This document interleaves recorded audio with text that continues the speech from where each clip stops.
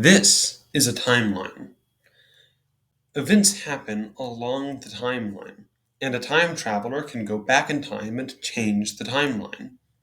If you wanted, you could go back in time and undo the change, right? Well, let's think of it another way. This is an object. Things can change that object, and things can change that object back, just like a timeline. Except the object exists on a timeline, getting changed through events. So, the timeline can do the same thing. Someone goes and changes it, someone changes it back. That's a timeline. So there exists one timeline, the normal timeline, and then the timeline that it exists on, where it can be changed, and it may have already been changed. So you have the normal timeline and the time traveler's timeline. Objects can move through either individually.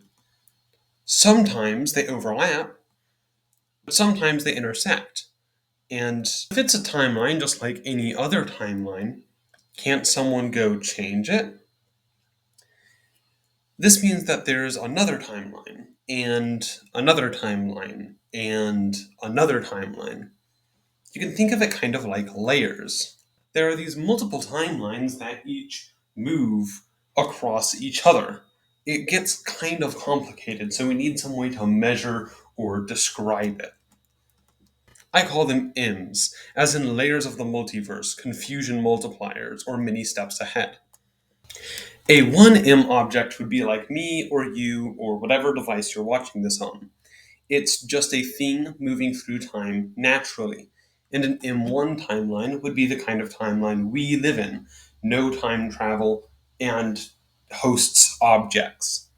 A 2M object would be something moving through timelines, like a time traveler or their time machine. It's the next step up. They're traveling from one point in time in our timeline to the next, and that makes up the M2 timeline. So an M3 timeline is the one above that. It's the one that time travelers travel across to undo the actions of other time travelers. And a 3M object would be anything capable of doing this. This is a bit complicated, and I know I've referenced a multiverse, but I'm pretty sure this works with any kind of time travel, though it can get confusing and difficult to work with.